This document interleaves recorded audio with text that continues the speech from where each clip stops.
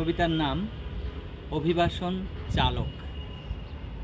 অর্থনৈতিক চাপ, অন্তর্মুখী ও বহির্মুখী সমস্যায় জর্জরিত মানুষ যখন অসুখী, যাত্রা শুরু করে অনিশ্চিত দূর দেশে, দূর উপকূল, বিপদসংকুল, অপরিকল্পিত। সুযোগ খোঁজা, একটি নতুন জীবনের আহ্বান, জীবিকার সন্ধানে তারা দূর দূরান্তে ছুটে অনির্বাণ।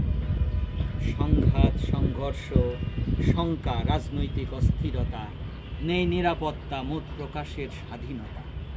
প্রকৃতির ক্রোধ, ঝড়, সাইক্লোন, জলোচ্ছ্বাস, দুর্যোগে বাস্তুহারা মানুষের নেই উচ্ছ্বাস।